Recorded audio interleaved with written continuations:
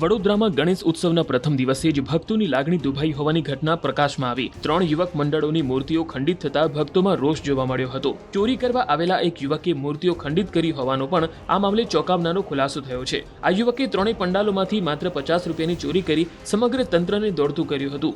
જો કે મૂર્તિ ખંડિત થતા મૂર્તિનું વિસર્જન કરીને નવી મૂર્તિની સ્થાપના કરવામાં આવી હતી।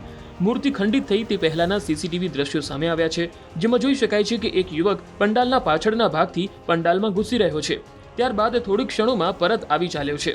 જો કે પોલીસે દ્રશ્યોના આધારે કૃણાલ વિનોદભા ગોદડિયા નામના યુવકને ઝડપીને આગળની કાર્યવાહી હાથ ધરી છે। દાંડિયા બજાર ખાતેથી ગણેશ મંડળની મૂર્તિ કોઈ રાતના સમયમાં કોઈ આવીને આ મૂર્તિ ખંડિત કરીને જતું રહ્યું। સવારમાં વહેલી જ્યારે આરતી કરવા આવ્યા ત્યારે જોયું મંડળના છોકરાઓએ અને તાત્કાલિક ધોરણે આ મૂર્તિ બદલી અને બીજી મૂર્તિની સ્થાપના કરી હતી।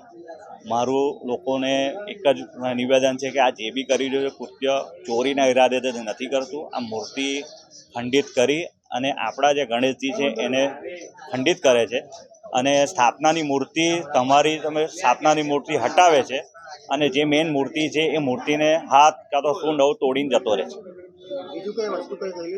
આની અંદર કોઈ ચોરીનો બનાવ બન્યો નથી।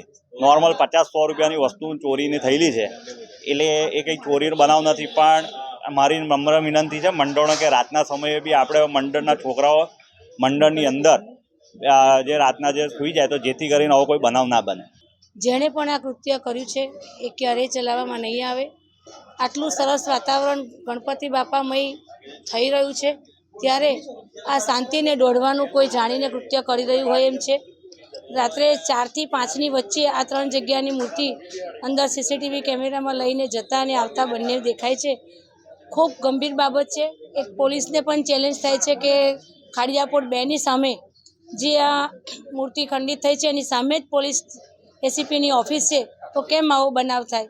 હોમગાર્ડવાળા જ્યાં ફરે છે ત્યાં દરેક મંડળોએ રાત્રે રહે એવી મારી સીપી સાહેબને વિનંતી છે।